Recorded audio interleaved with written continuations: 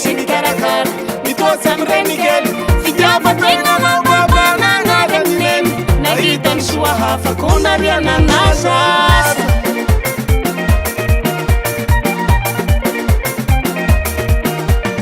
satany tsaparafara sahirana natirely sa misy mikarakara mitoatsy am'ireny kely fitiavategna mababanagnaraneny nahitany soa hafako nariananasa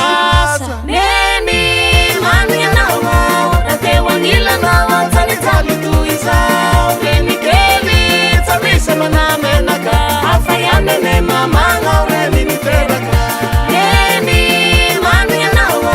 rateo agnilanao tsalijaly toy izao reny kely tsa misy manamenaka hafa ianene mamagna reny niteraka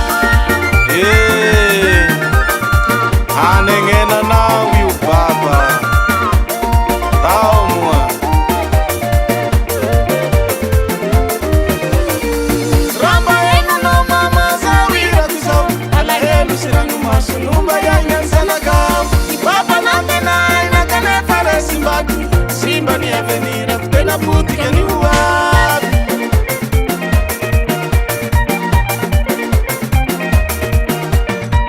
ramba enanao mama zao irako zao alahelo sy ranomason'omba iainany zanakao baba nantenay nakanefa re simbako simba ny avenirako tena potika ny oavy neny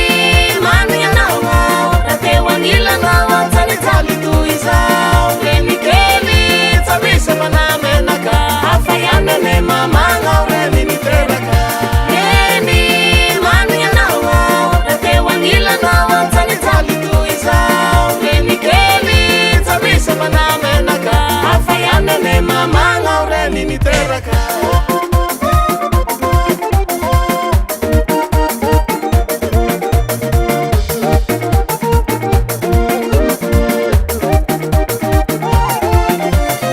matsarantena vera oneny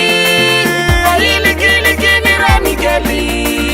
alao aminao agny afatehody fa ny reny kely sanatahotody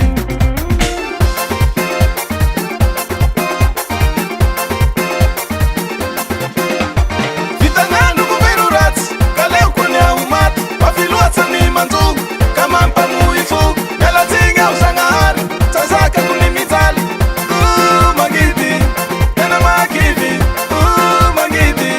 tena makivy neny manianao rateo agnilanao tsalijaly toy izao reny kely tsa misy manamenaka hafa ianene mamagna reny niteraka neny manianao rateo agnilanao tsalijaly toy izao reny kely tsa misy manamenaka hafa ianene mamagna reny niteraka neny manianao